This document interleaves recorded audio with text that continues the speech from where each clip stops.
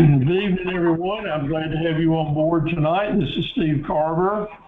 I'm talking to you from my home office at Dunn, North Carolina.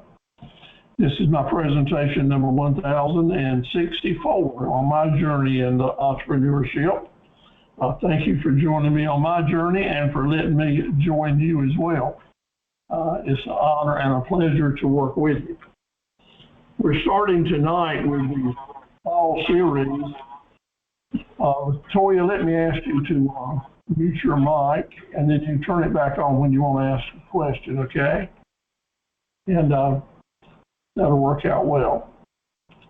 So we're starting our series tonight into being determined to start a successful business in 2023 and 2024. That's the name of our 7-part course that we're start tonight with part 1, which is 24 things that you really must know before starting a successful business. So we're going to be focusing on general things that you'll be concerned about before you get your business started. And then as we move forward in our work, we'll dig deeper into it. But a great big special thank you goes out to Sampson Community College there in Clinton, and its director at the Small Business Center, Mr. Bart Rice, who has really supported this program through the years very well, always willing to help the entrepreneur starting business. And we'll try to get you an appointment with Bart and make him aware of what you're trying to do. And he's really good at sharing resources that his office has with the state network of small business centers, as well as locally, knowing maybe some things in places that will help open doors for you as you're trying to get started. Bart's a great fellow, good family man, scout leader. Very proud to have him as a friend and work with him for a number of years in helping folks get their businesses started or regrowing. There's his part number. That's a direct line to his office. His phone number 910-900-4025. So if you want to talk to Bart, he'll be glad to hear from you, or send him an email. He'll probably join us for a few minutes tonight. But his office is over at the community college on Sunset Avenue. I'm sure that y'all know where that is. And once you get to the college, his office is in one of the rear offices of the main building there, which is the east. It's called the East Building. Not like East and West, but spelled the same way. But the East Building is where most of the administration is, and you'll find Bart's office back on the lower level there. Very easy to find, very comfortable, and always be glad to see you. I am not a lawyer, and I'm not a CPA, no type of attorney or tax advisor or anything like that, but I am a fellow that's been in business now for 64 years and worked with lots and lots of different types of businesses, own several, still do. I'm still very active in my own business, which is mainly carverequipment.com, internet business selling to people all over the country. So I've done a lot through the years, made a lot of mistakes, which helps make you wise, but what I have done is been able to stay in business, is to see it through for as long as anyone else that I know of. And I'm glad to share with you the things that I've learned, not only the things that were really good, but also to help you steer away from some mistakes that you probably have no idea that may be coming your way, but I'll be glad to help share with you all that I possibly can. Again, I've been at it for 64 years. This is my main business here, Carver Equipment. You'll see the different types of implements that I sell. Everything I sell works behind a tractor. Some for farmers, some for people mowing grass, some for contractors, some for the government, some for homeowners. All different items that go behind tractors is what I do. Used to, for many, many years, I sold tractors as well, but I don't have those dealerships now. Now I just sell to you, ship it direct from my distributor, and try to make everybody happy and get them what they want. But through the years, I've also done a number of jobs, including on the large mowing contracting company for 12 years, where we mowed over 3,000 apartments every week in 21 different towns in North Carolina. Had contracting where we served the Federal Aviation Authority and did all types of projects for them, but mainly mowing at the airports around eastern North Carolina. I did government contracts for the U.S. Army and Department of Defense and running motor pools to keep the vehicles running that were coming back and forth from Desert Storm. That was at a big garage down in Fayetteville. Fort Bragg used to be, now Fort Freedom, where we were doing the work. So Harnett County is right here in the center of the state. Right here is Sampson, so we're right beside you. And through the years with my farm equipment business, not any communities in Sampson County and Dublin County that I haven't been in, and sold forklifts or tractors to tobacco or to produce growers, cotton growers all through the years. So I feel very close, and my roots are in the same place that your roots are in eastern North Carolina agricultural communities. Greetings to you from my family to your family. We're all in this thing together. We all need to support each other. This is my lovely wife, Norma, right here on the left-hand side. And she has 4 cats here at the house. And well, maybe it's 5 today. We don't ever know for sure who's going to show up at the back door. Then I have an English bulldog, Otis, which is our vice president of snoring. 12 kids, 14 grandchildren, pretty big crowd, 1 great-grandchild. And so a lot of drama going on, just like there is in every small business. So we know what drama is here, and we can appreciate what you're going through as well. Let me ask you all to consider doing steady with me for the next 7 weeks, counting tonight as well. We'll have a good relationship on Thursday nights if you'd like, where we'll spend 2 hours, start at 6 o'clock and end around 8. And try to get a lot of business done, teach a lot of business techniques, things that you can hold on to. And I'll make a commitment to you. I'll work as hard as I know how to work to give you the information that you need and the skills to help prepare you to have a long-term successful business and share all kinds of ideas and strategies with you. But it's up to you to take it in, to become serious about it, and to do what you want to do. You're welcome to come if you just want to sit back and enjoy the show and just listen. Don't take any notes, but just let it kind of wash in. And you can do that on Wednesday nights and Thursday nights and Tuesday nights. And then I'll give the same program 3 nights in a row. And then we'll go to the next part. You're welcome to visit all the classes that you want to do there. I appreciate Tisha coming to lots of our classes.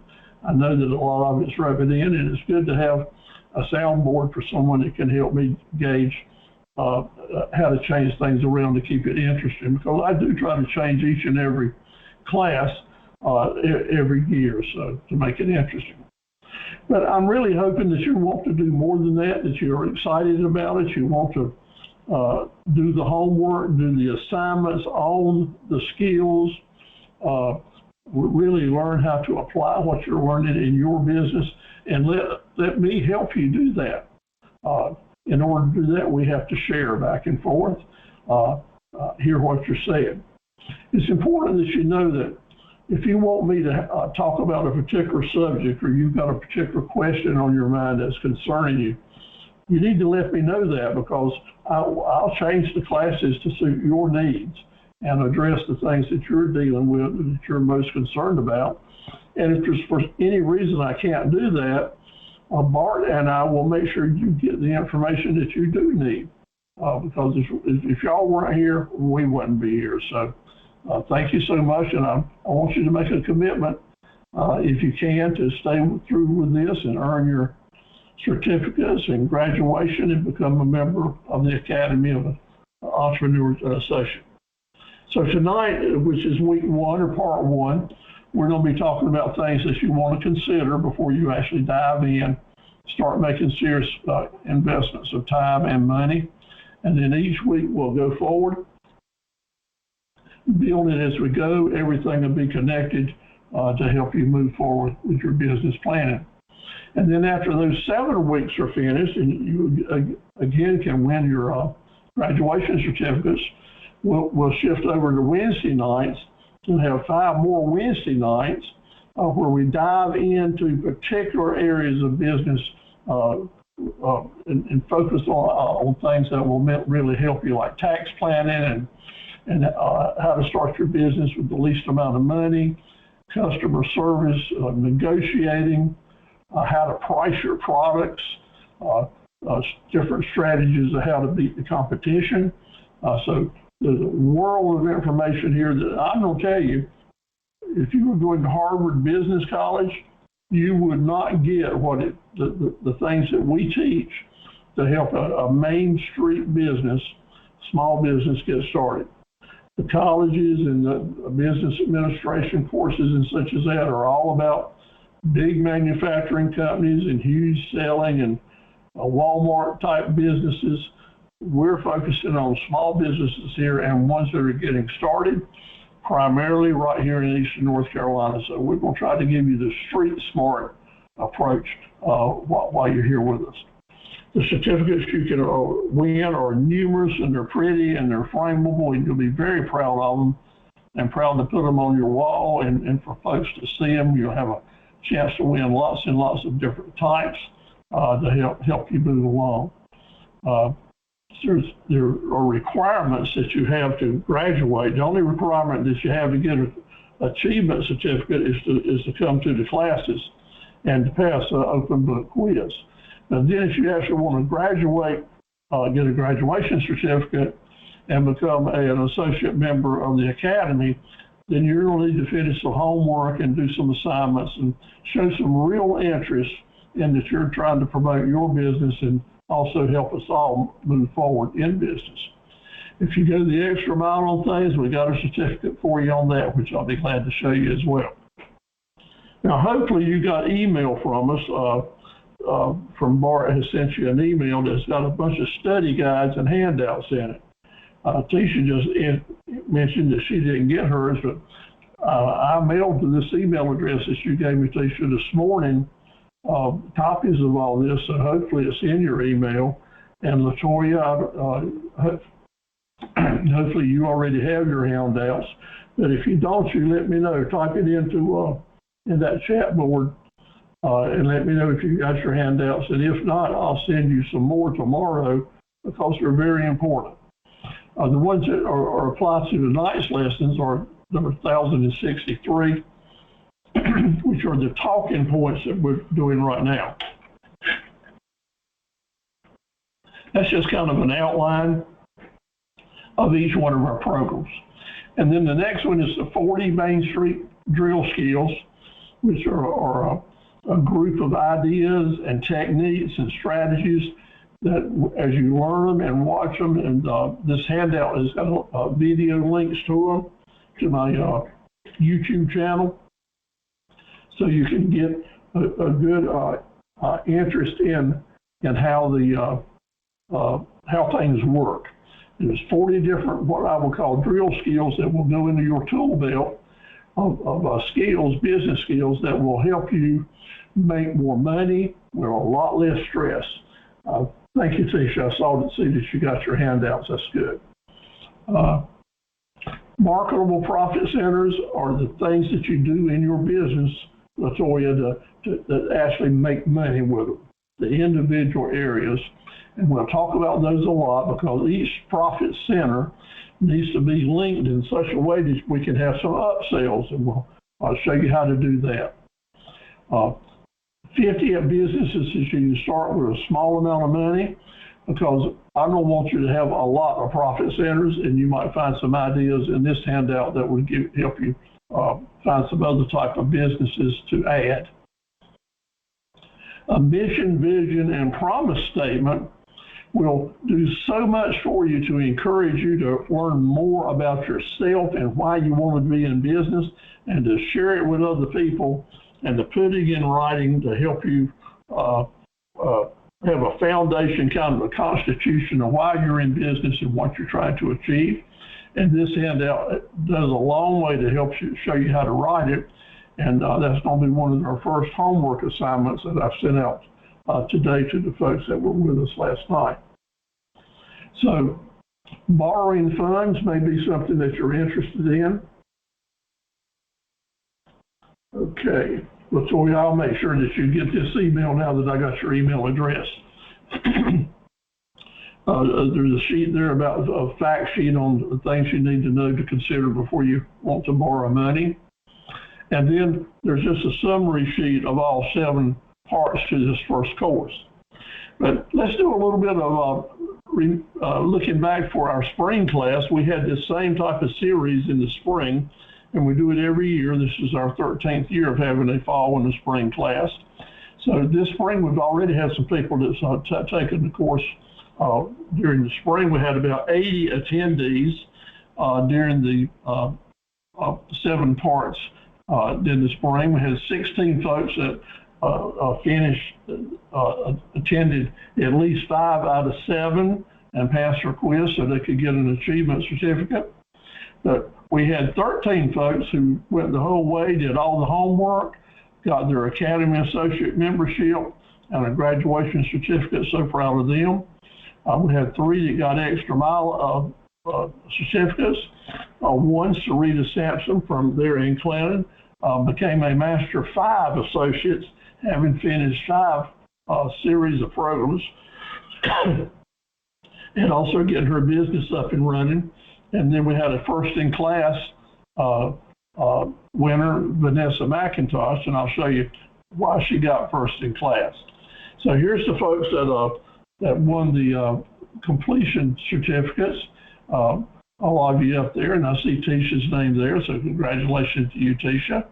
And then our associate members, that is the folks that did their homework and their assignments and just showed extra effort coming through, and they became members of the Academy. So proud of them. And let's talk a little bit about the individual people. Penny Mansfield down in Wilmington really jump-started her business this spring, showed us all how to do a lot of things, and at each step of the way, she shared with us what she was doing and just did a great job. Hey, Elizabeth, I'm glad to have you on board. We're moving along, and so just sit back and enjoy and take the notes and interrupt me anytime you want to ask a question. We're so glad to have you.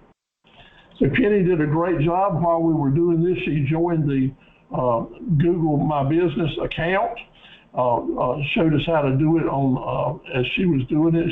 She gave us copies of it, and this will be one of the things that each one of us will do as we move forward with our businesses to get My Business on Google account to help us jumpstart our business. She's in the jewelry business, and she makes this jewelry herself, most of it, and she really started marketing on Facebook and learning how to put her prices there. And she said as she really upped her ante with marketing, the sales started coming in a whole lot better. And that's what it's about. We have to keep showing our stuff for people to be able to do it. Penny's an amazing young lady, a gifted artist. You can see that she's got a lot of talent in making her jewelry and moving forward. And then Tamika Mita in Jacksonville, just a lovely lady who works out at the base, helping the families out there. She is starting a vending business. Versatile NC, your premier vending machine service. There she is talking to us. So Tamika is doing a great job. And then Kenny Osborne over in Beulaville has got his trucking business up and running. Last spring things were going well, and he was thinking about adding a second truck, so we're proud of him. All through the season, Kenny was talking to us. As a matter of fact, we had 2 long-distance truck drivers that joined us every single night last winter as we were doing the series. And one night they'd be in Florida. One time we had folks in Oklahoma, up north in New England. It was really made it interesting that our class was traveling all over the country during our last session. And there's Tisha. How about that? In her 2 stitching business, getting a business where she's making clothes and retrofitting and doing things, a real demand for the market. she's a busy lady helping look after some folks right now, but so proud of you, Tisha, and I'm looking forward to meeting you in person and actually seeing your product and your shop. So thank you for all that you're doing. Ed Romero and his son Caesar are contractors over in the Mount Olive area. And about 15 years ago, Ed joined our series and went through it when he was first starting his business. And he's brought one of his sons back through with us this winter as he's getting active in the business. And they really jump-started and started marketing and getting their faces out there and watching their businesses grow. Started marketing on social media and Facebook about the jobs they're doing and promoting their business. And you can just see that it's really doing a great job for them because they are constantly got new projects started. And I hope we're making lots of money and are going to grow their business. They're certainly doing a lot of work. Amy Parker over in Oxford, North Carolina. Amy is a sweet young lady. She's getting her own business started, and her dream is to have a venue, a place where people can come and have family entertainment and family reunions and parties and things like that. She wants to maintain the building and rent it to help folks do that, and looking forward to getting the report on her this fall as well. So she got a great logo there. I thought that was really, really pretty the way she's doing that. Then Sarita does a great job in Clinton. She has actually started and is doing well, about in her third year of business now, doing virtual business assistance for other businesses, doing printing and fashion and technical stuff for people, making bulletins for churches and for business folks, and making certificates for my program to do it, and just looking for opportunities to help other businesses get started. She did this little video for us, and we'll encourage everyone to do the video. So turn your microphone up here and let's see hers. Hi, my name is Sarita Sampson. I am the owner of Loving Graphics here in Clinton, North Carolina. I can help you with your business card. I can help you create your logo. I can also do funeral programs and flyers. Any of your graphic design needs, I can handle. I also am the owner of Taylor's Creation, where we can help you build your business website, and I can also be your personal assistant, helping you with posting your products, helping you post your products online, helping you set up your Facebook business page, all that. So there, So there you go, Latoya. You know, Sarita might be one of the first people that we get y'all together with, or maybe all three of us can get together and have lunch, and she will be a great mentor for you if you would like that, and y'all learn to communicate. And she has already gone through the things that you're getting ready to go through, so that might be a good opportunity for y'all to get together. Alicia over in Willard is putting together a number of different enterprises for her different family members, and I'm looking forward to hearing from her this fall as well. Monique Curry at Huntersville over towards Charlotte is building different types of services for small children and mothers that she can help online. Really energetic young lady, and I know that will do very, very well. And now back to our area in Chicopee, Amanda Stokes is building her own kitchen, commercial chicken, so she can start her own bakery. And I'm looking forward to hearing how she has come along this summer. But our first in class during the last winter and in spring, first in class that just went above and beyond all things to show us all how to be a great entrepreneur was Vanessa McIntosh, and her office and businesses in Burnsville, which is pretty deep in the mountains, deep in North Carolina mountains. Her business is 5 Alarm Logistics, where she sells a number of different things to get it around, but what amazed me about Vanessa, she joined the class having really a small structured business. She had been doing business for maybe 5 or 6 years, but it really hadn't kicked off and grown very much, and she just felt like it was stale.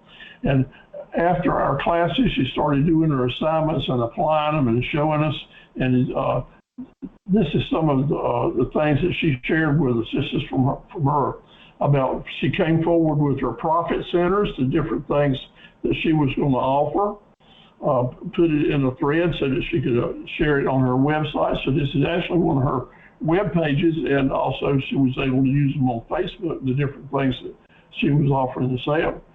She also determined the different target markets of customers that she was going to address and try to sell to. And I'll be asking y'all to do this same thing, is to list down who your target customer groups are. And she had done that here. It listed those down very nicely. And indeed, she hadn't done any videos whatsoever, not at all. She said she was shy and didn't want to do it. Well, I encouraged her, and she agreed to give it a try. And she did a video herself using her telephone, and I had someone hold the phone, and she gave one and sent it to me, and I had one of our other entrepreneurs and associates to enhance it for us. So you can, Latoya and Tisha, y'all can do your own video, as simple as you want to do it, and send it to us, and I'll share it with one of our folks that have been through the academy and ask them to enhance it. And what they can do is put music behind it. They can put photos inside of it. They can have a voice over. You can have your voice, and you can have another voice if you like it. And then they can run script along the bottom. So turn your volume up and listen to this so you can see all the different improvements that we made to Vanessa's really good video as it started, and you'll see how we can take what you and I might do on our little cell phone and turn it into a first-class TV quality commercial. So sit back and let's see Vanessa's video here. Hey y'all, I'm Vanessa McIntosh. I'm the owner of 5 Alarm Logistics. 5 Alarm is one of the very few coin manufacturers in the United States, and we're located in Yates County, North Carolina. All these products, including coins, manufacturers in the United States, and we're located in Yates County. I want you to look at that little baby she's holding. That's the beauty of our type of videos and our type of classes. What we're trying to achieve here is for your customer to learn to see that you're a real person with a real family and a real voice. You know, none of us are TV stars or can make professional commercials maybe for nationwide TV, but all of us, by golly, can do the best we can, and the commercials that we make with our videos need to bring our personalities out and to show what we're all about. So let's finish watching Vanessa's video. County, North Carolina. All these products, including coins, caps, shirts, and more, are great for gifts, awards, promotions of emergency service agencies, dispatch centers, fire departments, law enforcement agencies, emergency medical team departments, search and rescue teams, correctional facilities, and by the way, these coins are great for special occasions with businesses and employees, family events and reunions, athletic teams, all military branches, U.S. Fish and Wildlife, Forest Services, and private organizations. Don't wait. Call or email Vanessa today to place your orders and let us know when you need delivery. Thank you for choosing 5 Alarm Logistics. And thank you, Vanessa, so much for all the hard work you did last year. Not only did she do the videos and all that, but she also came up with her core values, her mission statement, her vision statement, and testimonials about attending the class here. I mean, she just went the extra mile. She showed us pictures of her pop-ups where she was selling. She got her QR code so that she could get people to come directly to her website, and always promoting Made Proudly in the USA. So Vanessa really won that award hands down, and we're looking forward to Hey, y'all, I'm Vanessa. to doing it all for you and for you getting your certificate. I see we've been honored with our sponsors on board with us tonight. Bart, do you have your audio up and working so you can say hello? Yes. Hello, everybody. I'm glad you guys are here tonight, and good to see you, Steve. Yes, indeed. Good to see you too. Did you have a good summer? I did. Busy as ever, but it was good. Did you take a lot of scout trips? No, actually, I've got one son now. He's a Boy Scout, and one is still a Cub Scout. But the Boy Scout, he went to summer camp, and he's getting ready to go camping this weekend. There you go. I love scouting and love to be involved in it. We got a good group started here. Had a good crowd last night, and of course on the hot night, I'm sure attendance will start improving as the weather cools a little bit. Oh yeah. And two, I wanted to let you know we've got a part-time SBC person that might be popping on towards the end in case there's any questions. So Good. her name is Elizabeth Sanchez. She's already come and gone, so maybe she'll come back in a little bit. Okay. That's good. Well, thank you for your sponsorship, and I'm going to work the heck out of these ladies and gentlemen to help them get that business started. Well, good. Yeah, and any questions, don't hesitate to reach out, and we'll help you out. All right. Well, stay with us as long as you'd like and break in anytime. All right. Thank you, Steve. Thank you. All right. The different certificates that you can win are very pretty. They're very well done, and you'll be very proud to get them and showing you pictures of them there. So always get your study guides. Bar to mail them out before we get started, but sometimes email don't work too well because you don't have to have it one period in the wrong place for it not to go through. So when you come to the class, you make sure I've got your correct email address and tell me to make the change over in the chat. And in a week or two, we'll have everything greased and oiled, and you'll be getting things just like you're supposed to be getting. All right, let's get into the meat now. I want to give you some tips to get started with your business. So Latoya, start taking your notes now. Very important. The first note is, know that unexpected things are going to happen. I'm just telling you that right now. Running a business, like running a life, is not always go the way you planned. So we'll do the best we can in our planning, but part of that is to know that we're going to have defenses up and risk management strategies to help us handle things that come along that are unexpected so that it doesn't sink our ship every time we get a bump in the road. Next, I want you to build a team that you can trust. And I already mentioned tonight, building a team like Latoya. I think it would be good if you and Sarita could get together and also to get an appointment with Bart and see what the Small Business Center is all about and share with him, because again, he has resources he can share with you, and we just love to do that. And so build a team of people that you can trust around you. Let me tell you, sometimes it's hard to find intelligence. And there are people out there that think they know everything and just run their mouth so big and maybe give you a lot of advice, and they just don't have any idea what they're talking about and run you in the ditch.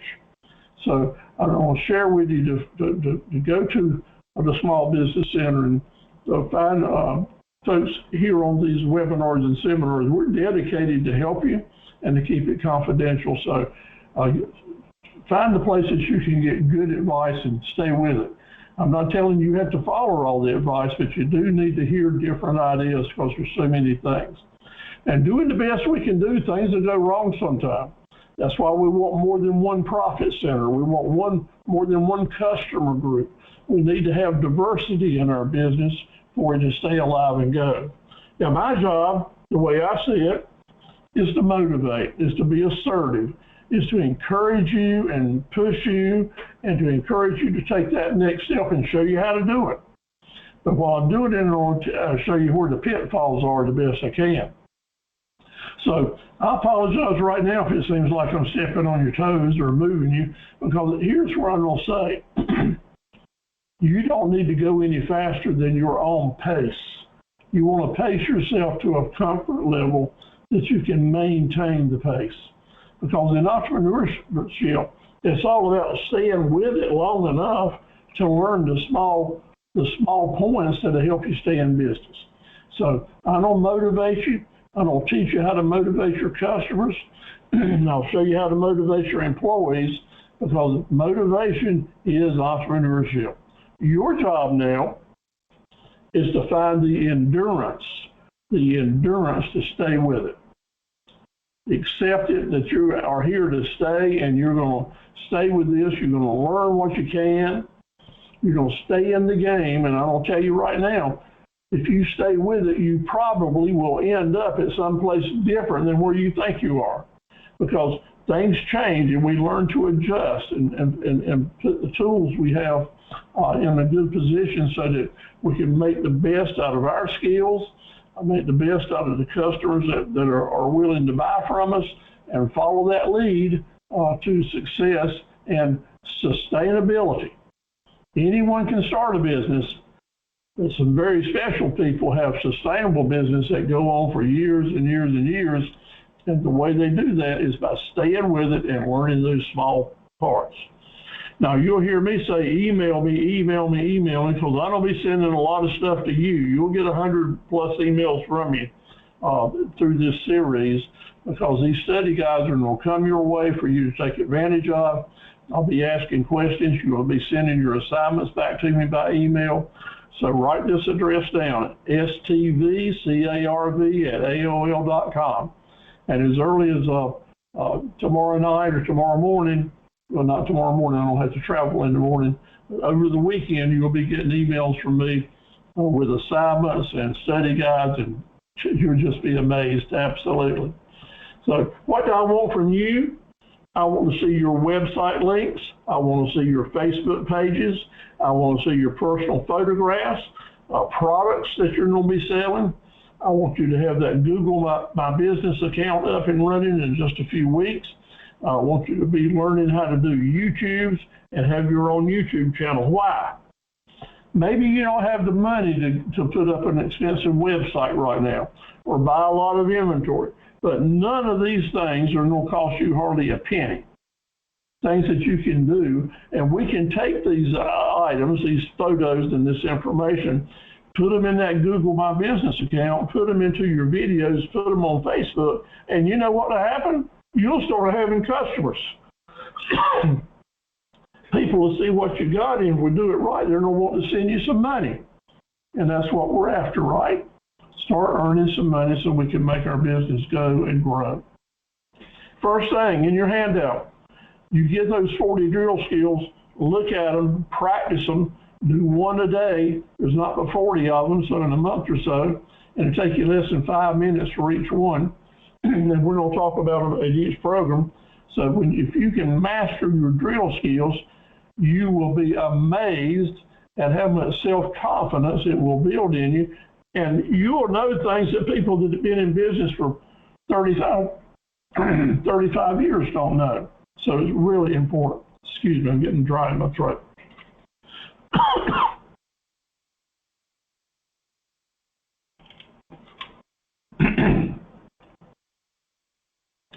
40 drill skills, street smart drill skills. Here we go. Let's talk about the first 8 of them. First week, we're going to do 8 each week. Do you want a business plan? Absolutely. Why do you want a business plan? To avoid pitfalls and unexpected expenses. You know, you can just kind of float along and everything goes right, you'll be okay, but pitfalls and unexpected expenses throw you out the door. It'll absolutely make your business go out of business. So what does a business plan tell you? Well, up front, we're going to be estimating and guessing. That's because you're not in business yet, so we're going to do a lot of estimating and guessing. You don't know how to do that because you hadn't been here before, but Bart and I can help you. So we're going to look at what you're thinking about doing, come up with a way to determine the estimated volume of money that it will bring in, and then come up with an estimated how much money are you going to have to spend to do this. Then we're going to take our our projected income and subtract our estimated expenses, and that is what's left. A business plan is all about what's left. That's the profit or the margin or the money you're going to have to work with after you've done some business. Now that what's left also needs to be another thing, and that is your goals, your income goal for your business or yourself. We're going to try to achieve that with the what's left of the business plan. I don't think it's a good idea to just come up with a business plan and do this and that and take a chance on seeing what's at the bottom line. I believe in creating a business plan to achieve your goals, and that your goal, your money goal, needs to be at the bottom of that business plan, and then we will do what it takes up top to earn the money that you need to do. And we'll do that by using income models and expense models, and we'll do all of that next week. Next week's a big week to have you understand how a basic business plan works. I don't have two basic parts to ours. One will be a planner. We're going to look at the next 6 months and itemize the things that you need to do each month during the next 6 months to get started. And we're going to start building, you're going to start deciding on what your profit centers are going to be, and we're going to start trying to determine on how much income each one of those profit centers will bring in. It'll be fairly easy to figure out the expenses, because as we're looking at the income levels, we'll have to figure out what stuff's going to cost us and how much we can sell it for.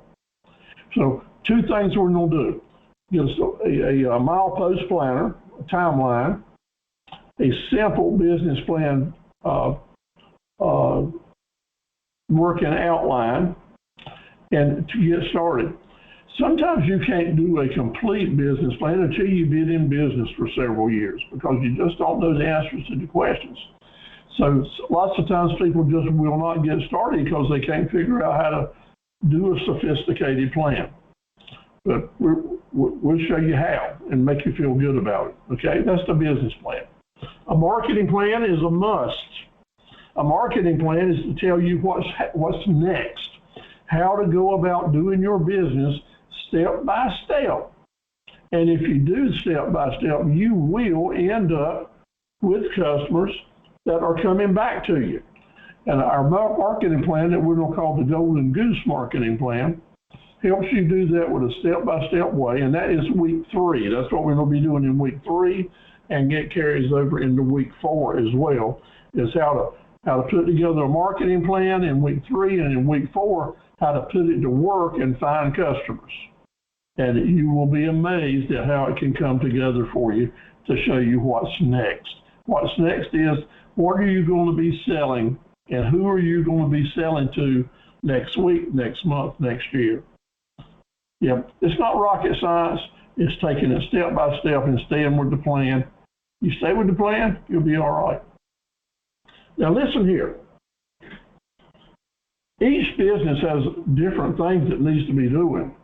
You know, when you go to the emergency room when you're sick, or you go to the doctor for a checkup, they're going to check your vital signs, right? Well, part of the vital signs of a small business, and especially a new small business, is that you have the right kind of profit centers. Is that you've got profit centers, things that you're selling that will be used by different customer groups all year long. Yeah. So I'm going to tell you there's 3 different kinds of marketable profit centers that you need in your business. Number 1 is the profit center that helps you create new traffic and new customers every day. Things that bring people in off the street. Things that will help new customers want to come to see you, because you need new customers. We're going to lose 1/3 of our customers every year doing the best you can do. I lose 1/3 of my customers every year, or maybe even more. Why? People die, they move away, they quit, they like someone else, lots of reasons. But you need to know that you are going to be losing them, so you have to do something that brings in new customers. And we'll have some profit centers that'll do that. But usually those profit centers don't let you make much money because you had to kind of cut the margins to entice them to come to see you, to take them away from the competition. So now we need some profit centers in our business for repeat business, for continuous business. And those profit centers need to have higher margins so we can start making some money and saving some money. Yeah, we have to have different profit centers to do that. And the third kind of profit center is something that helps us have some big ticket sales. It's really hard and almost impossible to have a sustainable business unless you are bringing in enough volume to be able to set some money aside for rainy days, or to take advantage of good deals, or that you actually are creating some wealth. And to do that, we need some big ticket sales. And the good news is maybe you're not selling expensive items like big cars or farm implements or houses or different things. Maybe you're selling little trinkets, little jewelry, little costume stuff, cosmetics and lotions. And none of those are going to be selling for more than $10, $15, or $20 a piece. So at the end of the day, for you to be able to put together a $5,000 deposit, that'd be really difficult, wouldn't it? But you're going to need some $1,000 deposits to be able to have a sustainable business. So how are we going to do that? One, find some expensive stuff to sell. Two, take what we have and learn how to group it together, package it, bundle it, so that we can make that work. And that's the good news. A lot of entrepreneurs just don't have a clue you can do that, but that's why they go out of business, because they don't know these things. And I'm so glad that you're here. Well, we're going to teach you that stuff. So 3 different kind of profit centers, and we'll talk about them a little bit more. But I want you to have at least 5 different things going on. 3 of those, at least one each of those items, those 3, but a total of 5 things, so that you are going to have income coming in from at least 5 revenue streams, 5 different customer groups, all 12 months long, not just in the summer, not just in the winter, but you need a revenue stream in the wintertime and in the summertime to be sustainable and to have a smooth operating deal. So we'll talk about the different types of marketable profit centers that you're going to have. And it's all going to link together. I promise you, all this is going to link together. So say with me these 3 letters, RFC. And the RFC is the raving fan customer. They're different than all your other customers, because the raving fan customer is the one that goes out in the community and encourages other people to come and do business with you. They tell their friends, they tell their families, they tell whoever they meet on the street that you're a good person to do business with and you ought to go see them. Plus, they're going to keep coming back because they love you. They don't love on you. They don't love on your business. They don't cry if you're having a bad day and laugh if you're having a good day. That's a raving fan customer. And they're like gold in your safe, because when things get tough, if you've got a good group, a good bunch of raving fan customers, you can make it.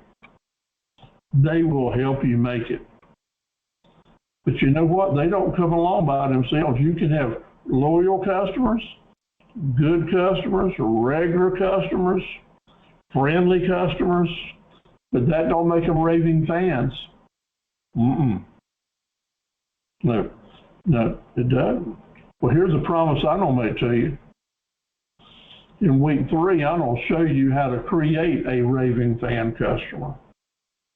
And it's going to be worth $1 million zillion to you if you use it in your business substantially. It's been worth that much to me. And it's not going to cost you 1 penny to know this secret that so many people in business don't even have a clue about. That is a secret that will help you have a successful business. So say it with me now. So important, RFC, raving fan customer. NDCP, no demand, change the plan. Like rock, paper, scissors, no demand, change the plan. No demand, change the plan. What we're going to say here is that our business plan will have to be changed from time to time. Just know it going in. Things happen, and if you're unwilling or unable to or too lazy to, know that business plans have to be changed and adjusted to stay viable. Then we're going to get rid of that smoke and mirrors right now. We will have to learn to change our business plans, change the things we're selling and the way we sell them from time to time. So always be flexible is what NDCP is telling us to do. And then it's ABCD, just straight elementary ABCD, which stands for always be connecting the dots. All of these hundreds of things that I'm describing to you, different points, different things we're going to put in, they're the little dots that you're putting down on your board. And as we're connecting the dots, we're going to do it in a circle because we want our wheel to move. We want it to roll. We don't want it one over here and one over there because that would be a bumpy ride. We're going to connect the dots in such a way that everything makes sense and it goes together like a nice machine. And it helps us steer away from making decisions because it feels good or it seems like a good idea at the time. If we're self-guarding ourselves with ABCD, we're going to think about these decisions or talk to an advisor or a counselor or sleep on it a while. And if it doesn't fit in the circle, you're better off to leave it alone. Because we don't need bumps in the road getting a new business started. Okay? Now, if you ever were going to get a tattoo or another one, I want the tattoo that you're going to get as an entrepreneur and associate to be, and by the way, right here on your forehead. 3 words, by the way, are the most important 3 words you will ever use in your small business marketing. And these 3 words are going to make you more money year after year, decade after decade, than you can believe. If you own, by the way, as a part of your heartbeat, part of your entrepreneur DNA, then you're on the right road. You're on the road to making money. And let me tell you, my friend, you're going to have some competitors out there that don't get this. And because you do, you're going to blow them out of the saddle. Because, by the way, those 3 words are the door opener and password to upsells and cross sales and stacking profits. Stacking profits. I wrote a little book, just a little pamphlet. It's called Stacking Profits that goes into this in depth. So, so we'll teach it right out of that book. By the way, is saying, I'm going to have the right products here in my marketable profit centers that I can say to my customer, I'm so glad you bought this, or I'm so glad you bought that. And since you did, by the way, I also have this product that will complement it or help it look better on you or help you use it better. And by the way, I've also got this product that'll make it all come together so nicely for you. And customers appreciate that because you are helping them what we call complete the sale. Whether they're buying gifts for someone or trying to put a project together, nobody ever buys just one thing. They might go to 3 or 4 different stores to buy what they needed, but you're going to be smart enough to use your skill of forecasting and merchandising that you will have all those things right there ready for them. You had thought about it months in advance, and you've already got it positioned so that if they buy any one of those things, you're going to be able to say, and by the way, 4 times. So why do you do that? Because that enables you to make 4 times as much profit off of that same one customer without you really spending any extra money to do it. It means that instead of making $20 profit, you're going to make $120 profit. But is it hard to do? No. What skills are needed? forecasting, marketing, and salesmanship. You put those together and you have it lined up and you're ready to go. Now, it seems like everybody, including me, is making purchases off Amazon.com now because they're just so convenient. Y'all do that?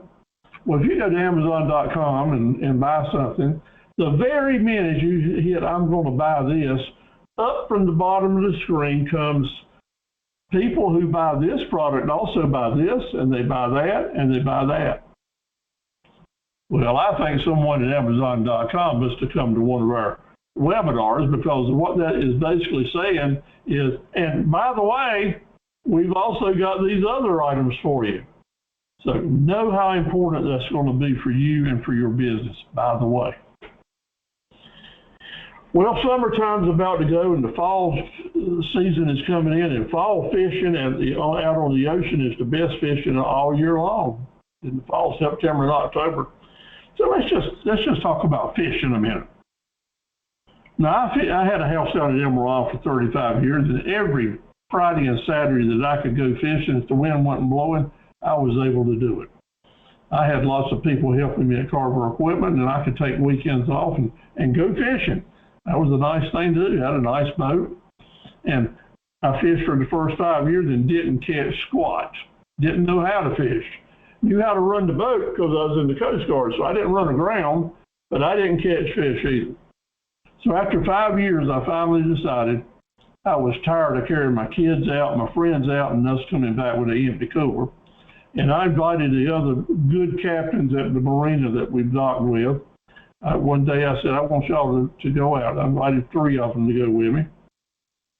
I bought the beer, I bought the bait, I paid for the gas, I ran the boat, I let them do all the fishing. They didn't have to do any work, and they got to keep the fish. That was the deal. So they couldn't hardly turn that down. Plus I had lunch for them while we were out fishing. And we caught a lot of fish. And all it was they knew secrets that I didn't know. They showed me how to tie knots, what size hooks to use, where and when to put the bait in the water, how to go about it, what speed to run, all the little things that it takes to put together a winning fishing trip. Just like in small business, it's all the little things it takes to have a successful, sustainable business. But out of all that day, there's 3 rules that came in real plain. If you're going to go out on the ocean and catch fish, you're going to have to do 3 different things. Number one thing is you're going to have to keep fresh bait in the water. And if you keep fresh bait in the water, you're going to catch some fish. Rule number 2, keep fresh bait in the water. Because if you keep fresh bait in the water, you'll catch some fish. Well, that was rule number 1, keep fresh bait in the water. Rule number 2, keep fresh bait in the water. And rule number 3, guess. Yeah, keep fresh bait in the water and you'll catch fish. It might not be exactly the fish you were after, but in the ocean, there's enough stuff out there that's hungry that if you keep putting fresh bait in the water in front of them, you're going to get the bites and you're going to catch some fish. Now, there were some other important rules too in my face-to-face seminar that tell you some of those. I'm not going to get into that now, because what's that got to do with tonight's topic? Because the way you catch customers has everything to do with that. If you keep fresh bait in the water, you'll catch customers. And what is that bait?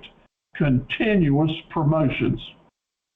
If you know who your customers are and where they are, and you keep promotions in front of them, that is fresh bait for them.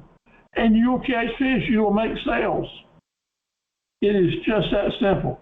And you don't have to be real sophisticated to know all this, or be from New York City or Los Angeles.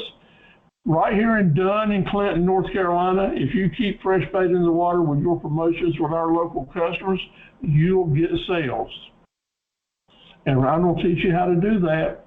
Week 3 and week 4, it's going to be all about how to keep fresh bait in the water. So make sure you're tuning in for that. Now, the rest of the night, we're going to be basing it on my book, which is how to 24 Things You Need to Start a Business. It's on sale at Amazon, but you do not need to buy it because the handout that I'm going to send to you is basically almost a manuscript of the book, got everything covered. But that's where it's coming from. It is well organized, and it's a good place why it's important for you to save this handout, because the handout goes a lot deeper into the subjects than I don't do in my presentation tonight, simply because we just have 2 hours to work with you. And we absolutely just used up 1 hour. So let's get into it now. Chapter 1. When you go to see Bart and have an interview with him, he's already got a list of probably about 30 questions that he's going to need to ask you to kind of get a feel for where you are and where you want to go and how he can help you. Well, I'm just going to ask you a few questions tonight, or basically I'm going to ask you to ask yourself. But in the book, I think I go through all of them, but tonight we're going to get the list real short because it just hit the ones that are most important right now.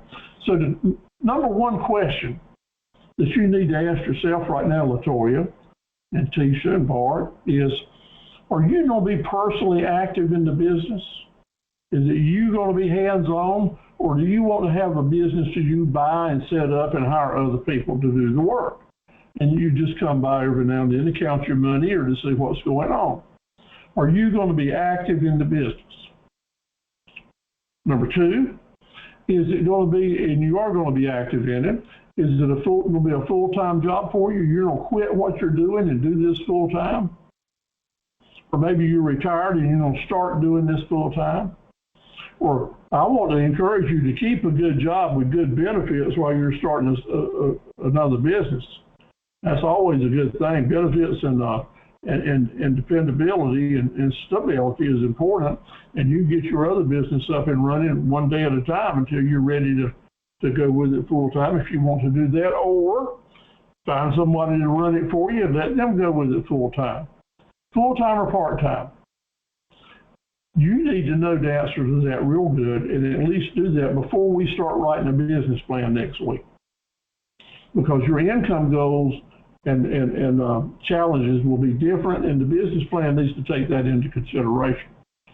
Plus, if you're going to be involved in doing the selling, and you're going to be there a certain number of hours, and you want to make a certain amount of money in the business, we're going to be able to take those hours, divide it into the goal, and I'll be able to tell you how much money you need to be making per hour in selling. You see, it's not rocket science, and it's not like having a globe here. No, we can figure it out based on experience and the information you give us. Next, what type of business is this going to be? Is it going to be home-based? You don't do everything at home?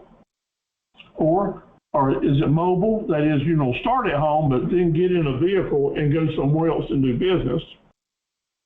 Or you don't rent or build a building somewhere, call it a bricks and mortar building, where customers will come and see you at a specific location. Some businesses have to be one or the other, and some can be all three. But here's the fact. Which is the least expensive way to start a business if you can? Do it at home. Yeah, because you just got the regular expenses there. Because once you go mobile, you got a transportation factor to deal with. Cost of gas, insurance, a vehicle, where you go and how far you go, and what you're going to do when you get there, and you can't do anything without spending money. So that needs to be thought about. Internet business could be from home or it could be from somewhere else. That brings in a whole different set of circumstances and things to consider. Bricks and mortar, wow, that's a long list. Got to rent, got to pay property taxes, got to keep building up, have lighting, parking lots, security issues, inventory stocks and storage, warehousing, lots of things to consider there. Why do you need to think about that right now in Chapter 1? Because the business plan we're going to be working on will be different depending on what you say. Maybe your business is going to be a little bit of all three of these. That's the way my business shook down through the years. And there was a different set of expenses and a different set of opportunities that each one of them brings in So we need to take that into consideration. What's the date that you want to get started? Or have you already started? Great. But where do you want to be in 6 months? You need to think about that, because next week we're going to have, the first thing we're going to do is do a planner and figure out where we want to be in the next 6 months and what are we going to have to do to get there. That's information that will have to come from you, but I'll show you what to do with it once we know that. Now, the products and services. Maybe you're selling products, or maybe you're selling services, or maybe you're doing both. Selling products takes one criteria: what's it going to cost you to buy it or to make it, and what's the price, what's the margin in your pricing, how will that go? But selling services is a little bit tougher, because here we're selling time for money. That's like you're doing a mowing company, a painter, a pressure washer, a lawyer, a dentist, someone giving webinars.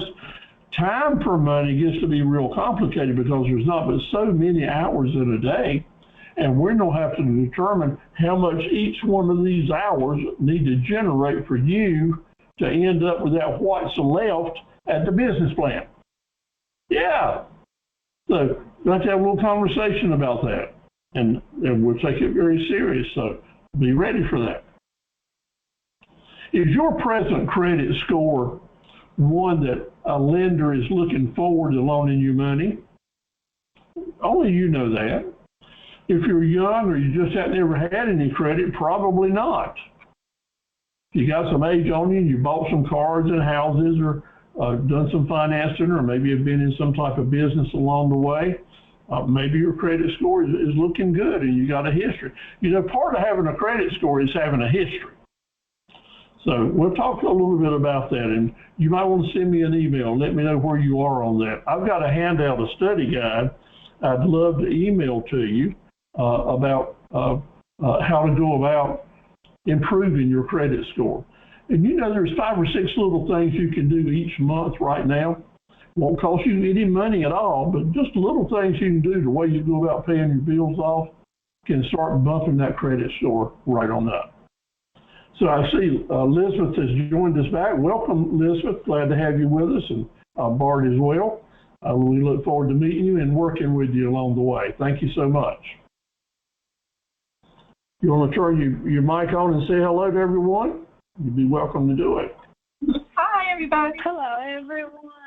I'm Elizabeth. I'm so happy to be joining you guys, and I'll be happy to help you with anything that you need help with. Credit score is definitely important, so I'd love to hear about it. Thank you.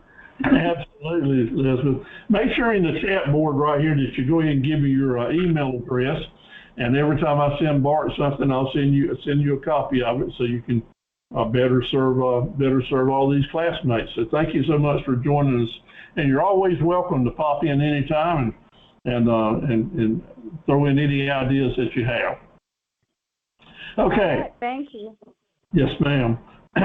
I didn't realize it. I've been in business for 60 years and have always, for the 15 years, been doing these classes, have encouraged people to do their mission and vision statements, just because it was part of the curriculum and I was supposed to teach that. But you know what? A couple of years ago, I decided I'm not going to practice what I'm preaching, so I did this for my own company. And it just made a terrific impact on me as a human being and as a business person, because you're making a statement here about the vision you have for where your company's going, your mission, what you want to achieve, and then we're going to throw in a promise for what you make a commitment to. And another little wrinkle is that you identify the core values you want to achieve in your business. And when you take the time, and it probably will take you from an hour to all day to come up with a satisfying statements that you'll put in print. When you write down what's in your heart, what your goals are, you're saying to yourself, I believe this and I'm going to go forward with it and try to make it happen. It's kind of as if you're writing your own constitution for your business and making promises to your customers, and you put it out there. You let them see it. Because those customers that identify and agree with your mission and vision and want to help you achieve it, they will automatically feel better about doing business with you. And without it, they'll feel like they never knew you. You were just another Joe on the internet, just someone else out here trying to do business. But with a mission, vision, and promise statement, you're real. You're transparent. You're honest. And you're willing to put it in writing and let the public see it. So therefore, you're courageous. And you will take pride in that. Yeah, you know, I am different than so many other people out there, and my business is going to be different because I don't treat my customers different. And that will, in itself, help a large percentage of your potential customers want to be with you and help them become a raving fan customer because you did your mission, vision, and promise statements, and it's one of the first assignments I want y'all to do. And in your handouts and study guides, I've got a good one right there that shows you how to do it. So jump right into it as soon as you get it. That'll be one of your things that you will do to get your graduation. The core values of your business are the simple facts every day that you're guiding yourself in the way you do business. What does the mission, vision, and promise statements achieve? They tell the community what your company wants to do for it. They tell the customers what you're going to try to do for them. The employees the same thing, and it sets the standards and the goals that you want the company to follow. So very important. So just as an example, for my company, CarverEquipment.com, it's one of my doing business as, I've got it right there at my website for everybody to see. The core values are respect every person, maintain high standards, earn trust, foster partnerships, and embrace excellence. Just simple things, but I believe that, and it helps me every day when I make decisions. These things will put pressure on you. You might be teetering which decision you're going to make, and when you look at those values, things become real clear to help you take the right road, the high road, to keep your standards high. So let me tell you, you'll see my statements. You're welcome to copy them, to use them if you feel good about them, or to adjust them any way you want. And in the handout, I've shared with you lots of other statements that people have done along the way. My mission statement is right there for you. It's very simple. Vision statement's right there for you. And the promise statement, which you don't hear a lot of, but I encourage you to do the promise statement because that's where you're making a commitment for the future to your customers, to let them know the type of customer you want to be. And it's indeed where you can indeed show how serious that you are. And very simple, I boil it right down at the bottom because I really want my company and me and the people I do business with to be a whole lot less like I am and to be more like the Jesus that we read about in the Bible. I think that is a worthy goal and a worthy promise to try to become less like ourselves and more like Him. So, and to do, promote dignity and goodwill. So do yours, start working on them, and you'll take a lot of pride in it and move forward. Make your statements reflect what you want to do. I did the same thing for the Academy of Entrepreneurs and Associates. I've even got a purpose statement there, mission, vision, and promise. And then we got a pledge for the Academy. And so to each one of you, I'm inviting y'all to work hard to become members of the Academy.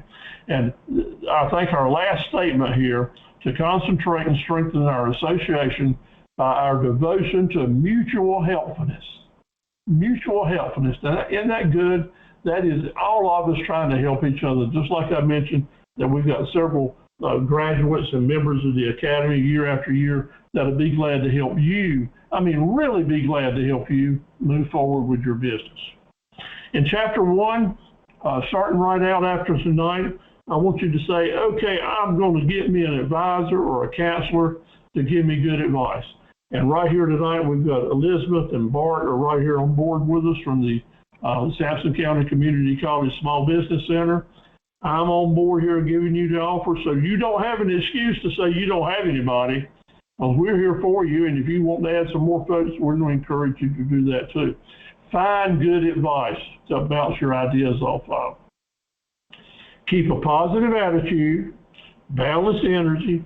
Know that I'm going to encourage you to become diversified. That's going to be an important word for the long-term good of your business. Think about your personal income goals as we're going to build this business plan starting next week. Think about what your revenues are going to be, and when we are targeting those revenues, we're going to do a business planner and a milepost, a calendar milepost to help us see what we need to be achieving each month. That's my way of motivating. It's my way of being assertive, is trying to encourage you to set some goals for yourself and to go for it. But rule number one is always going to be important. We're going to start small with a solid foundation. That business plan and the marketing plan and our mission, vision, and promise statements are going to be our foundations, our cornerstones, and we're going to go from there, put our feet in the water one toe at a time if that's what it takes, and to get the ball rolling. We need to be legal, but you don't need to worry about that right now. Being legal may mean that you're going to be some type of LLC, limited liability company. That is probably 99.5% of all entrepreneurs starting small businesses will start as an LLC. We'll show you how to do that, and other people will be glad to help you with it. You need to know that there's going to be risk involved. Whether you're spending money or not, you're spending time.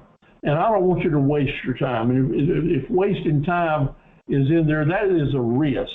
And we're going to make some decisions that will turn out good and some will turn out bad. But just know the experience of starting a business will help you become a better person and a better leader, because you're going to be learning things and going on new ground. But we're going to have some guidelines. We're going to stay within the banks of the river as we go forward. And one of the primary ways that we stay within the banks that I got to tell you is you can get in a river on an inner tube and just float. You can float right on down and go where the river takes you. But you know what? There's limbs and all out there, and there's banks and there's rocks and there's stuff sticking up. And if you're just floating along, then you're going to have a lot more risk. But if you've got a way to steer and to change your path, then you're going to be a lot safer and will probably be more successful and move along faster. And the way you do that is to set priorities. You set the priorities, because how can we expect anything to be different tomorrow than it is today if we don't do different things tomorrow than we've been doing? So as we're building our business and becoming an entrepreneur, we are changing our priorities in what we're doing. Follow me? We have to know that that's part of it. There's not but a certain number of hours in a day, and we have to manage that time the best we can. Up to 24 hours, and what we plug into those is very, very important. Now, I know that we've already got a lot of things we have to look after. I certainly do. For all I know, you got 14 kids and 3 senior citizens you're looking over, and already doing a 40-hour day schedule, and still want to improve your situation. So we got to change some priorities, right? So I know that. And I'll try to give you tips on how to go about doing that. Let's stay legal with the law and with the local government. Every town now has a website, and you can go to their websites and see what all the rules and regulations are in ordinances about zoning, what you got to do to get a business started, how you register it, and such as that. None of it is hard, none of it is expensive, but all of it is important. You want to know this stuff before you go out and build a building or rent a building, so that you don't waste your time and your money. Let me share with you now. You're getting ready to start a business. You're going to birth a business. When you were born, you were given a social security number that you still got. and you will keep it all your life until you pass away. That one number stays with you, right? When you start a business and you become a LLC or a C Corp or S Corp, well, or a subchapter S, any of them, when you start a business and you become officially a business person, then you're going to get an EIN number, an employer identification number. Whether you employ employees or not, you're going to have an EIN number, and that is the same to a business that a Social Security number is to a baby. It's going to stay with you forever. So it's important that you know that. And when you're ready to start spending and making money, or to set up a business account, to set up an insurance policy for your business, then one of the things you're going to have to list down is your full name and your Social Security number. And now you're going to get to list your EIN number.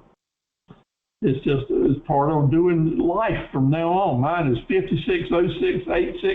560686221, and it's been that way forever. So you'll get an EIN number. Is that hard to do? It is not. Your bookkeeper will be able to, you can do it yourself, or if you don't have some people help you do things, your bookkeeper can help you get your EIN number, which will be the same as your Social Security number. And then we don't have to, if we're selling stuff and collecting sales tax, if we're buying items, like LaToya mentioned, she was going to be buying items. When you buy something, LaToya, you're going to want to not have to pay sales tax on it. So you'll get what is called a resale license or exemption, so that you can buy something and not have to pay sales tax on it. Because when you sell it to the next person, you're going to have to collect sales tax on it. And if you were paying it and they were paying it, that'd be double taxation and make you non-competitive. So for sales taxes and exemptions and returning that tax money to the state, we don't have to do business with the North Carolina Department of Revenue. And from here on, we don't call them the NCDOR, North Carolina Department of Revenue. And they will become just part of doing business. Like you go to the grocery store to eat and buy food in business, if you're selling stuff, and you're going to be doing business with the NCDOR, and they make it pretty darn easy. It's not hard, but it's something you have to do, and you can't procrastinate on it, and you may want to have a bookkeeper help you with it. I certainly do in my business. So that's one of the things that come along. License and permits and registrations, all will be local government stuff. Very easy to do it. Here's a copy of my business registration. About as uncomplicated as it can be, right? It's the name of the company and my identification number. And this is the one I paid for to cover 2022. Cost me, I think, $100 here and done, and that's it. You register, you give them your address and such as that, and pay them. So why do you do that? You need to do that so they'll know what the fire department will know if you've got a certain type of chemicals or materials. The zoning department want to make sure that you're doing the right kind of business for your location, and make sure you got the right kind of signs up. The county will know about this, so they can send you a property listing thing, so you can start paying and listing county taxes. So a business with that EIN number has to do certain registrations so that it will start filling out the right reports that you're supposed to. Now here's a little free gift for you. The North Carolina Small Business Center Network, which Elizabeth will be working with every day, posting these webinars and things like that. The Small Business Center has a great website. That's where you went to register here for this webinar probably. And the next time you go there, look up at the top along these lines here where the different links you can go to, and go to the resources. Go to this page I've got here and scroll through that. That is some good reading for someone that's got time and wants to kind of build your knowledge about getting started. They kind of lay it all out in a good summary and go forward. Now they've also got a lot of forms, things that you can fill out to help you organize your thoughts or your business plans and such as that. But I want to warn you, their business plan forms are pretty sophisticated and pretty complicated, and are generally, I don't want to recommend you jump into that too early until you do those simple ones that we're going to do next week. Go instead on my plan when it's time to do a sophisticated business plan where you don't carry it to the bank and ask to borrow a lot of money, and that's going to be an important part of it. You're not ready for that yet, probably. And therefore, I don't want you to be discouraged by looking at that and getting scared, because what we're going to do next week is going to be fairly easy to work with and be all that you need to get started. So they've got good stuff there, good reading, good materials, but don't get locked down on all their forms just yet, not quite yet. So we've already talked about this, where you know operate your business, give it some more thought, because as we do the business plan, it's going to be really, really important as how we go forward. Our business plan is going to be important, and our profit centers are going to be important. But here's the key: is you're thinking about the different things that you're going to add, that you're going to be selling. You got to ask yourself a certain questions, Elizabeth. You got to ask yourself, can I sell it? I like it and it's good, but is there a market for it? And if there is a market for it, do I know how to sell? Do I know how to approach people and talk to them and encourage them to buy and help close a deal? Do you have those selling skills, negotiating skills? And if not, they're going to be very important to you in the long term. And then will people buy it? Have I got it priced right? Yeah. And how many? And who are they? Who are those customer groups? Where are they? Where am I going to need to do my marketing and advertising? And how many people can I actually reach? Because here's the thing. Let's say that you make banana pudding, and it's the best banana pudding in all of North Carolina. And a lot of people like banana pudding. But can you make and sell enough banana pudding to call it a business? That's the way we approach it, because you're going to need enough volume from several different profit centers to create a sum to end up with a bundle of money to have a sustainable business. And that's what we want to achieve as we're looking at our profit centers, our business plan, and our marketing plan. We're going to be connecting dots all around that circle to help us get there.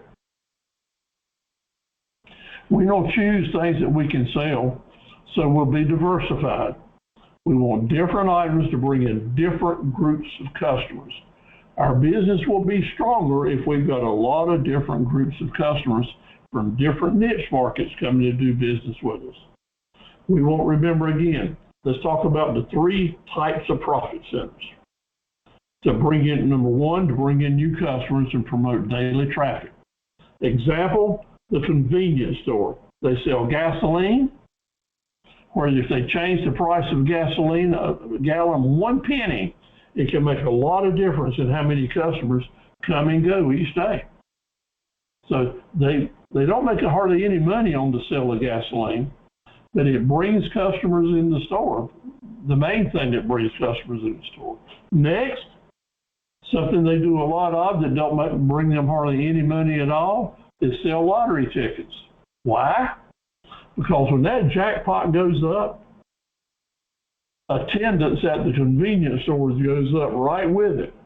And they love for the lottery jackpots to go high because it brings so many customers in the store.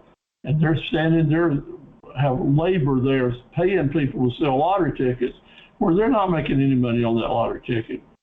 So why do they do it? The $5 meal at Hardee's and every other place, they've got a $5 meal anywhere you want to go. That's their way to bring people in off the store. Off the road. That's profit center number 1. And now profit center number 2 is, what can I do that once I get the people in here, what can I do to get them to spend more money and help me make some profits? How can I merchandise items and get repeat business so that I can make some good money? Because those profit centers, number 1, I didn't make any money on them. So I've got to have a plan B here to make this work, and you're going to need to do that in your business as well. So profit centers number 2 are like this. You have McDonald's and Hardee's and Bojangles and everybody else has a $5 meal. But you know what the average ticket is at those stores? Now it's moved up from $9 to about $12. Most people that go in to eat lunch or to eat supper will spend about $12 per ticket. Upsizing. The upsizing items are profit centers number 2. They got you in there with the promise of a $5 meal, but when you left, you had left them with $9 to $12. We need to figure out how to do that in our businesses too. It's just what business happens. At the convenience store or at the grocery store, it's all about the merchandising, because while you're in there waiting to pay for your gas or go to the restroom or buy the lottery ticket, we all walk around these shelves, these merchandising shelves, and pick stuff up. And those items are very high profitable items for the store. So they got us in there with the lottery ticket and the gasoline or the clean restroom to clean our pocketbooks out with all the stuff that they're merchandising in the store. That's great business. That's the way you get it done and the way that you make money. The car dealership, for example, did you know they don't make hardly anything on new vehicles? They're just so expensive they have to cut the prices on the way down. But they have those new vehicles and do all that stuff to get you to come in the dealership and buy parts and accessories, to get you to come in the dealership and buy tires and oil changes, to get you in the dealership to come in there and maybe buy a used car or to do some trading. Every business has the small things in it, the little techniques that you're going to learn to help you stay in business and learn where the profit is. And then those big ticket items that we need, we all need some big ticket sales. And we don't do that by bundling or selling more expensive stuff or having some high priced items. You might bring in something that you didn't ever dream that you would be selling simply because you can buy it at a good price and make a good amount of money on it. And it's a $50 or $60 or $100 item or $1,000 item that you never dreamed that you would be selling. But if you got access to it and you're in business, why not? Because why is the bigger the ticket is, the more opportunity you're going to have to make some money. So Smithfield Chicken and Barbecue, one of my favorite places to eat, they're going to get you in there with that $5 meal offer, but when you look up, you don't have a chance to spend $170, $239, even $369 and more. Yeah, they've learned how to bundle their small items in the catering packages, and you can do the same thing.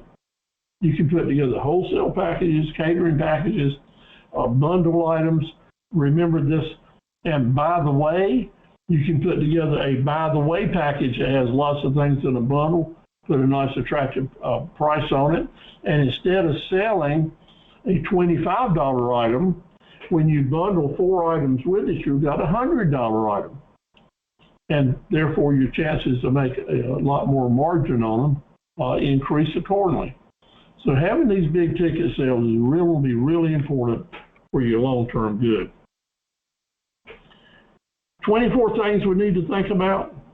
One of them is, where am I going to find people to help me? That's a concern. And we'll talk about that as we go along, but the good news is you don't need to learn how to delegate.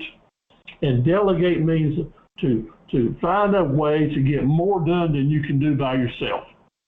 Sometimes that's hiring employees, sometimes it's bringing on contractors, sometimes it's just getting rental equipment, sometimes it's the way you do your marketing.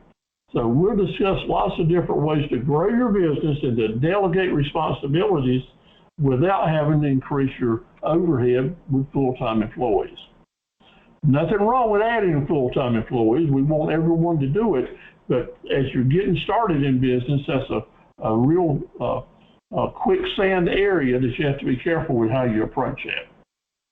Your startup cost.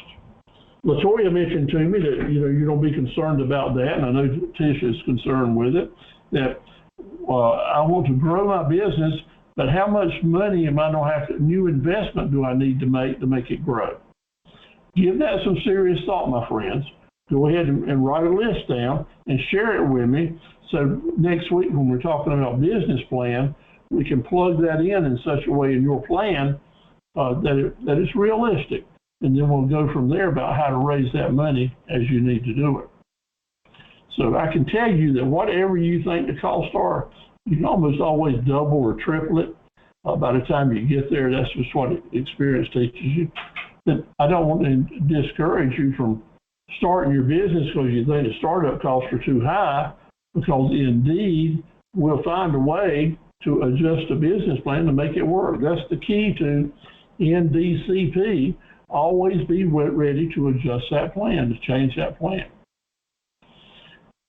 Going to the bank and borrowing money as a new entrepreneur that hadn't got any credit history or no collateral and no business plan probably ain't going to work. There's some preparations that we need to do before you go apply for a loan. And it's important that you do not apply for a loan when you know the chances are good you're going to be turned down. So in week 5, we're going to talk about funding your business, how to go about doing that, do's and don'ts before you borrow money, how to have fundraisers to raise your own money without going into debt, how to find angel investors possibly, people that are not financial institutions. And if you maybe borrow money from your family or some friends, but do it in a business way using a promissory note and all about what that's about. So we'll get into that in week 4 and 5, and go ahead and read the handout that came in today's to you. On a happy note, let me tell you something. Whatever you're thinking about doing, someone else is already doing it. And with the internet now, we can find those somebody else's. Look at their advertising, look at their marketing, look at their pricing, look at the products that they're offering and how they're doing it.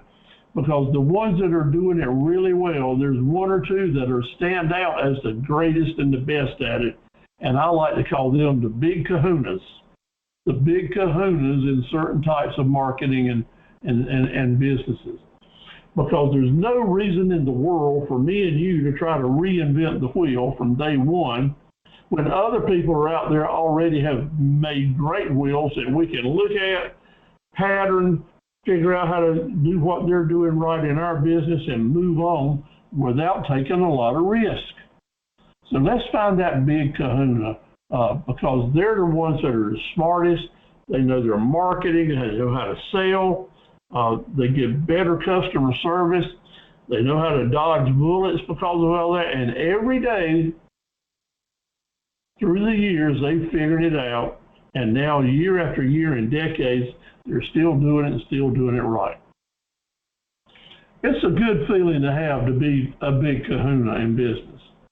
I've had the privilege and honor because of the staff and the people I work with and my team of employees through the years that we've put together some plans different years on different products that we became the big kahuna in the whole United States on certain models of tractors and certain types of forklifts and backhoes and different ways that we did business. If you're willing to be a pace setter and a change maker, and you do it good and you keep your standards high, you can do a lot of business. Whether you're in a very small rural town like Dunn or Clinton, or in other places, the internet opens up the door for us to be the big kahuna in our particular field. Now that never lasts forever. There's always someone to come along to see how you did it, and they'll figure out how to do it better. Just give them some time. If there's money involved, people will be out there doing it. But you know what? It's a good feeling to have your competitors talking about you all the time, because that means you're the best in the business. And I want y'all to appreciate and to have that privilege, because it gives you staying power. It gives you the knowledge to know that you can do it if you keep looking for that little something special I can change, that little something special you can change to help make you better and move forward than the other people trying to do the same thing. Yeah, it gets right down to individual thinking and being smart and using strategies that work. Again, surround yourself with people that's got some sense, some experience, not folks that know it all about everything and are always giving you discouraging words that you can't make it. Yeah, find some folks that will give you the right advice, listen to them. You don't have to take everybody's advice, but you want the benefit of those ideas. And that's one thing that's so great about the Small Business Center. You can drop in there and get an appointment with Bart, talk with him for 30 minutes and walk out of there and say, well, you know, I thought that was a good idea at the time, but I need to rethink this. Or, wow, what a great idea he gave me. Yeah. And that's what this next 7 weeks is about for me. I'm going to try to give you all the little things I can throw out there that will help you dodge bullets, but you don't have to give me feedback in the assignments that you send back and what you say in your emails and such as that. You don't have competition. Go ahead right now and figure out who they're going to be. Start casing them out, look at their social media ads, know what you're up against. Go visit them if that's what you need to do. Look at them up front, because it's going to be up to me and you, and mainly you, to figure out how to outwork them, outthink them, do better guerrilla marketing, offer better value added, and because you got to outlast them. Yeah, at the finish line is, your finish line is past where they went out of business. That's kind of hard, it's not cold-hearted, but the fact is you got to outlast those competitors to stay in it for a lot of years, and that's what I want you to do. The most dangerous threat, I said it earlier, so I need to say it again because it's so important. We need to learn how to fight distractions. Put things aside that we don't have to do, and put things in front of them that is a must to make your business move forward. And that's called setting the right priorities. And the way that I do it is a daily thing. It's not this great big thing in the sky. It's something I do every day before lunch. When I wake up in the morning, I give myself 3 things I have got to do before lunch to achieve my business goals for this week. And sometimes that means I don't eat lunch till real late. But if you are trying to set the right priorities every day, you will be amazed at how successful that it is for you to do that. Work on that and give that some thought. When you wake up in the morning, drinking your coffee or doing what you do to begin with before you get started, name the 3 priorities of things you need to get accomplished and try to get it done before lunch. And as other distractions come along and things get in your way, people want to talk, folks getting you off your plan, you try to stay on the plan and get those things done. You know what'll happen? Some days you won't get any of them done as hard as you try. Phone will ring or people will just take you out of the game. But more days you will get them all done. You'll get all 3 of those things accomplished and you'll feel good about the fact, and maybe in the afternoon be able to get 3 more things done, and at night you'll say, I've had a good productive day. A productive day is 1, you've made good sales with profits. Or 2, you have achieved some goals that you've been working on.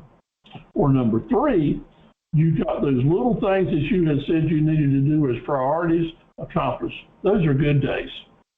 And as entrepreneurs, we come to appreciate the good days like that. It doesn't mean you made $1 million or $1 billion. Sometimes it's just, I've got some things done today and I'm moving forward in my business. What's going to keep you on board for the long haul? I want you to take this very serious, Latoya, because I know you're new with us tonight, and Elizabeth. Our business cannot be all things to all people. We are not a Walmart or a Target or an Amazon.com. Don't even need to pretend to be. Our business can't be all things to all people, but it must be everything to some people. It must be everything to some people. And when it is, those some people will become raving fan customers. But those raving fan customers will never happen if you have the attitude that you're going to be all things to all people. Because that's basically saying, I don't treat everybody alike, and it'll be take it or leave it. I'm not going to take the time for individualism.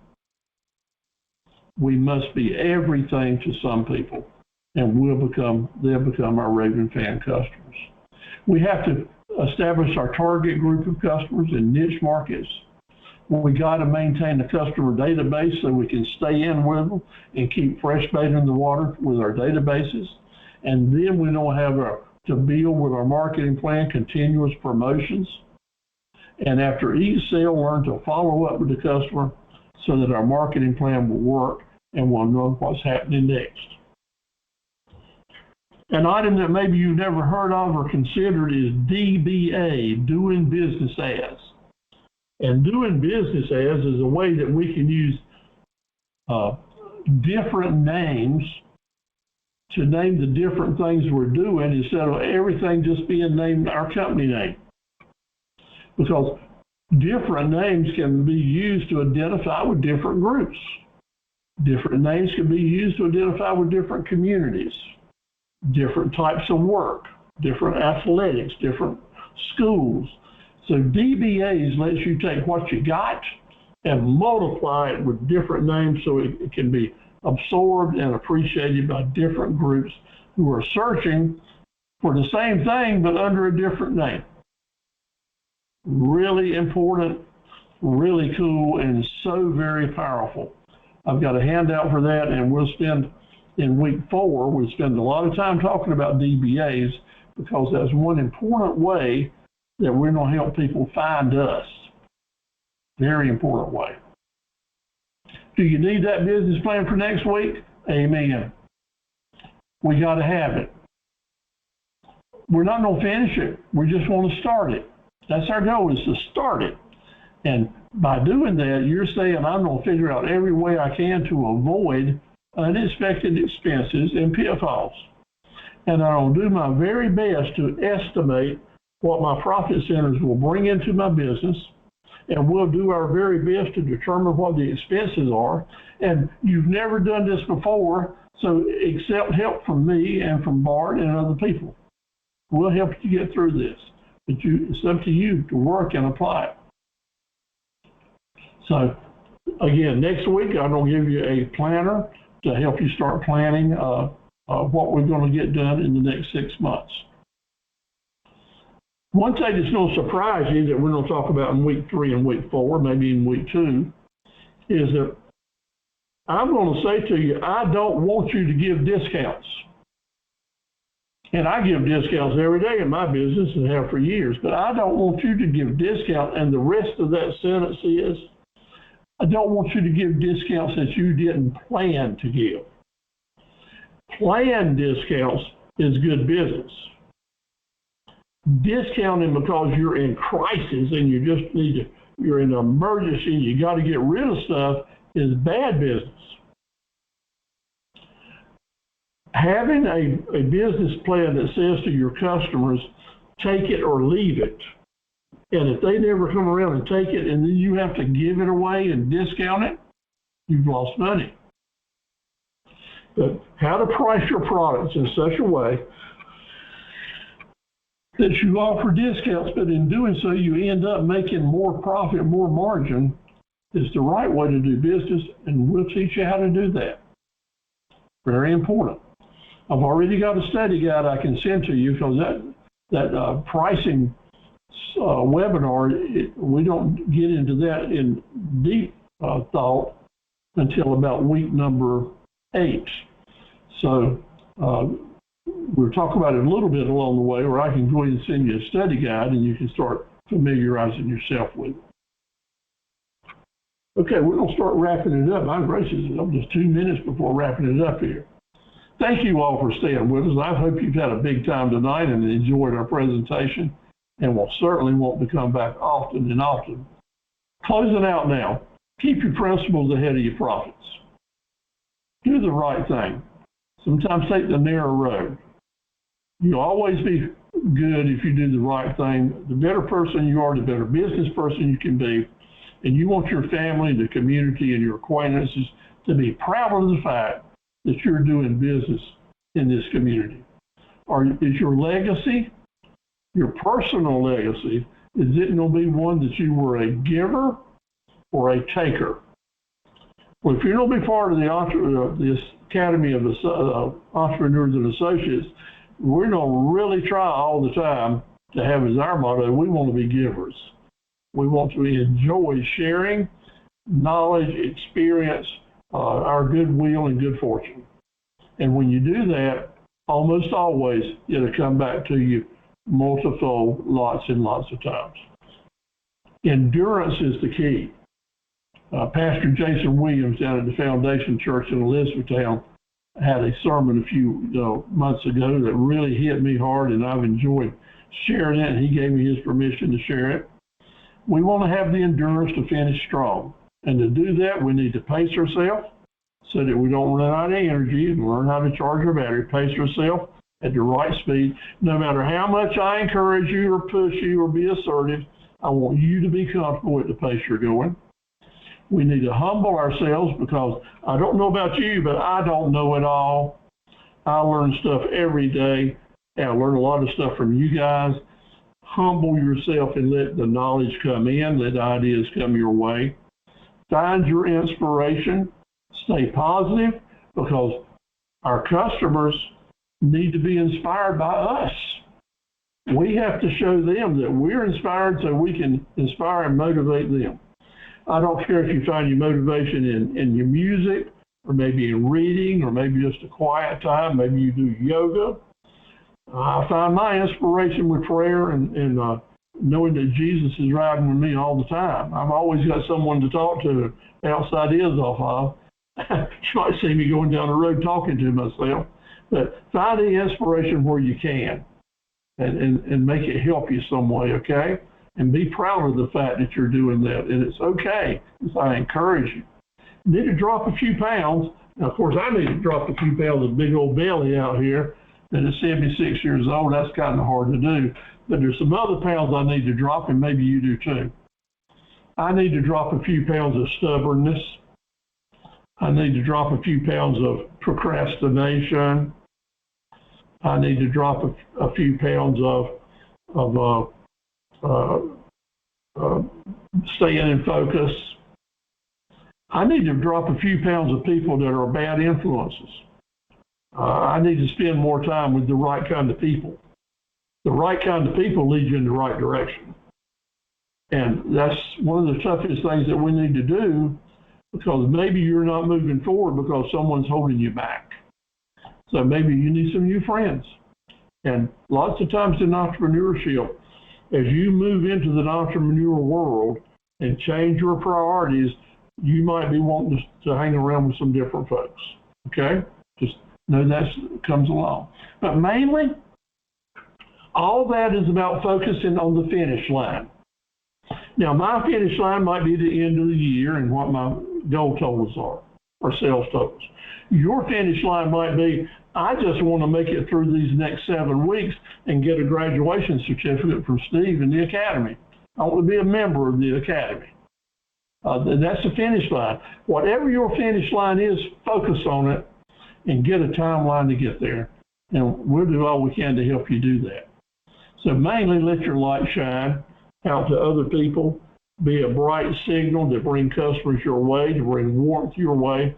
And I want you to have a great week and weekend. God bless you and your family and your new business. And hopefully I don't see you again next Thursday night. Or if you want to join us on Tuesday night, you'll be welcome to hear this all again on Tuesday night. So thank you very much. That's wrapping it up. You can turn your mics on. If you have anything to say, I'd love to hear from you before we say good night.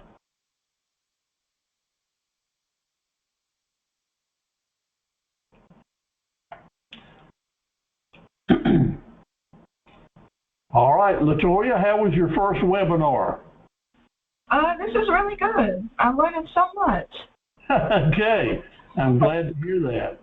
And we try to present things in a way that it can be absorbed, but I know we put a lot out there, and that's why a lot of people will come back for a second and third time to let it sink in. It's kind of like going to a good movie. Sometimes the second time you watch it, you see all kinds of stuff you didn't see the first time. Yeah. So you're always welcome, and we'll be glad to have you and look forward to working with you. Absolutely. I would love to do a lunch with you guys too. Okay, that sounds good. And I'll send a note to Sarita and give you a copy of it, and maybe y'all can find each other. She lives in town. Okay, that would be great. Good. And Tisha, thank you for hanging with us through the whole program. I hope you got some good pointers out of it, and we'll see you again real soon.